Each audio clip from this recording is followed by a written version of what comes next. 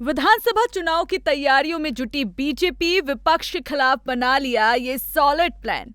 जी हां, आपको बता दें कि लोकसभा चुनाव में मिली जीत से पूरी तरह से नाखुश बीजेपी ने चुनाव से सीख लेने के बाद अब साल के अंत में 3 राज्यों में होने वाले विधानसभा चुनाव को लेकर पार्टी सतर्क हो गई है और तैयारियों में जमकर जुट गई है, जिसमें सबसे पहले पार्टी ये जानने की कोशिश कर रही है कि हाल ही में हुए लोकसभा चुनाव में आखिर बीजेपी कहां पीछे रह गई, क्या कमी रह गई। ये सब जानने के लिए जो पार्टी है जुट गई है। दरअसल लगातार तीसरी बार सत्ता पर कब्जा करने वाली बीजेपी आगामी विधानसभा चुनावों को देखते हुए महाराष्ट्र और झारखंड बीजेपी कोर ग्रुप की दिल्ली में बैठक कर रही है और पूरी कोशिश कर रही है कि क्या कमी है और उसको कैसे सुधारा जाए।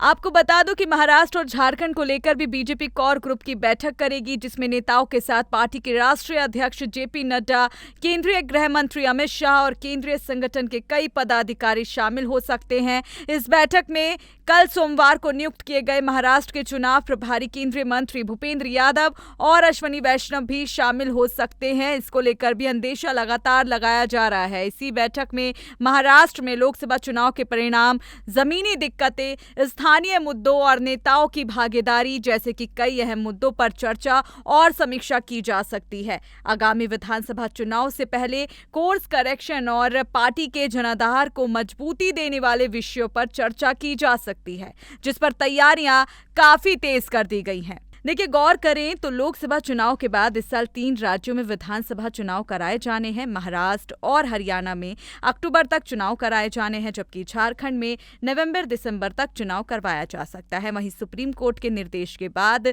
सितंबर 2024 से पहले केंद्र शासित प्रदेश जम्मू कश्मीर में चुनाव करवाया जा सकता है। महाराष्ट्र में अभी भारतीय जनता पार्टी, शिवसेना और राष्ट्रवादी कांग्रेस पार्टी की गठबंधन की सरकार है और एकनाथ शिंदे यहाँ के मुख्यमंत्री हैं, जबकि हरियाणा में भी बीजेपी की सरकार है।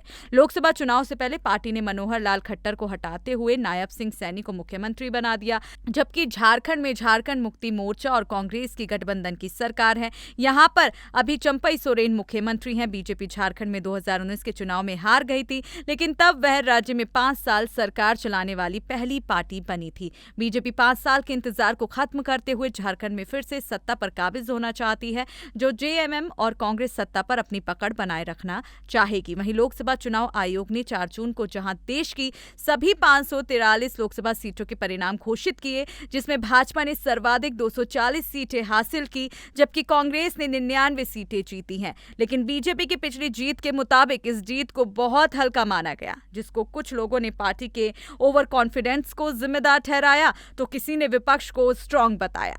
अब इसी डर की वजह से विधानसभा चुनाव के लिए बीजेपी तैयारियों में जमकर लग गई है। अब देखना होगा कि क्या बीजेपी विधानसभा चुनाव में अपना कमाल दिखा पाएगी और अपनी गलतियों को सुधार पाएगी। जानने के लिए बने रहें द न्यूज़ 15 के साथ।